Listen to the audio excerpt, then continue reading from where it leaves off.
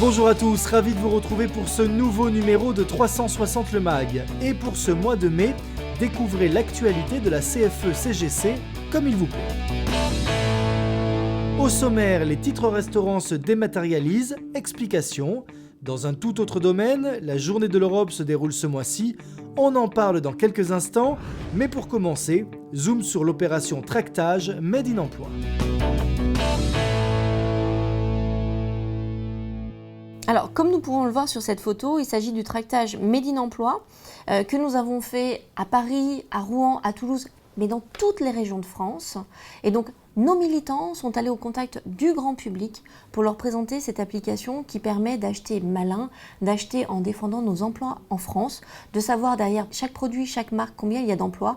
Et donc, dans certains cas, nous avons eu des anecdotes très sympathiques, des passants qui sont revenus sur leurs pas pour prendre le flyer quand ils ont entendu défendre nos emplois, quand ils ont entendu application gratuite, quand ils ont entendu un syndicat différent, un syndicat qui est dans une logique gagnant-gagnant.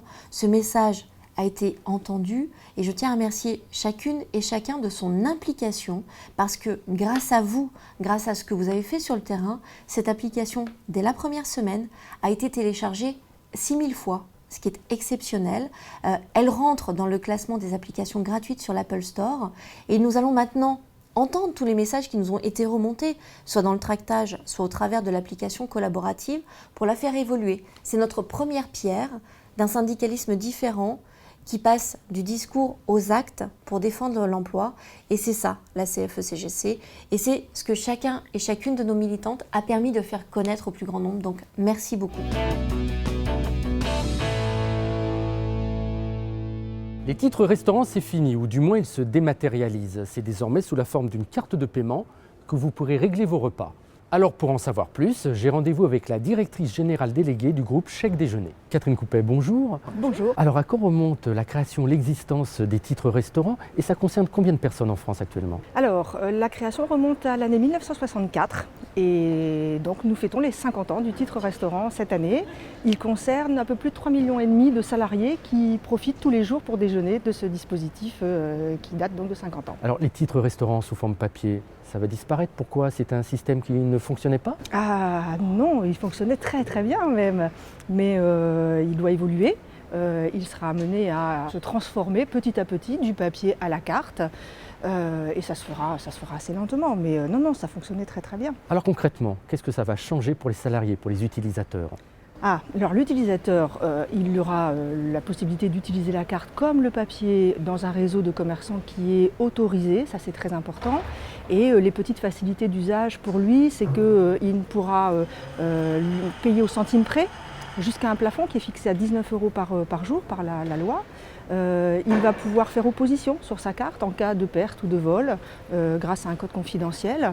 Et puis on y associera un certain nombre de bons plans, de promotions, d'offres un peu privilégiées dans le réseau des restaurateurs dont il pourra profiter. Alors comment va se dérouler la transition? Quand vont arriver les cartes de paiement et on aura à peu près combien de temps pour écouler les anciens titres de paiement? Les nouvelles cartes arrivent au mois de mai. Et le papier va rester certainement un petit moment et un certain nombre de choix vont s'offrir à l'entreprise, soit une bascule complète à la carte, soit un maintien du papier parce que certaines entreprises, certains salariés préféreront garder du papier, ou alors la gestion des deux systèmes, en partie papier, en partie carte, soit décidée par l'entreprise, soit même décidée par le salarié.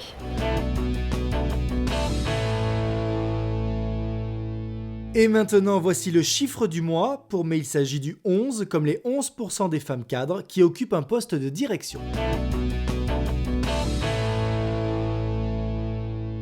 Bonjour, je m'appelle Christophe Lefebvre, je suis en charge de l'Europe et de l'international à la CFE-CGC et je vais vous parler de la Journée de l'Europe qui aura lieu le 9 mai 2014.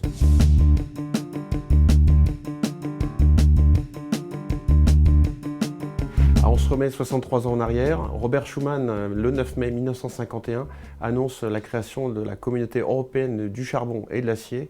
Et c'est la création de l'Europe telle qu'on la connaît aujourd'hui. Et c'est l'occasion, chaque 9 mai, de comprendre, de regarder ce que fait l'Europe à long terme, à moyen terme, et puis bien sûr au quotidien. L'Europe fait beaucoup de choses, c'est le financement de la formation professionnelle, la lutte pour l'égalité homme-femme, la lutte contre les exclusions, mais c'est aussi l'homogénéisation des diplômes, c'est aussi se faire soigner à l'étranger, travailler à l'étranger sans permis, et on l'espère bientôt pouvoir téléphoner depuis n'importe quel pays d'Europe avec son mobile sans refacturation.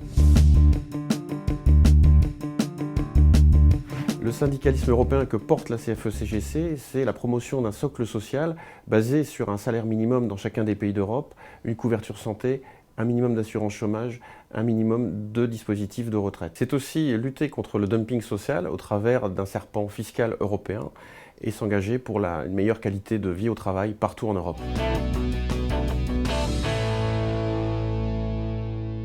Et pour terminer, notez bien dans vos agendas, vendredi 16 mai, dans le cadre du Printemps de l'Optimisme, Carole Couvert participera à la table ronde « Comment améliorer la motivation des salariés et le bonheur au travail ». Voilà, 360 le MAC de mai, c'est fini. On se retrouve maintenant en juin. Salut!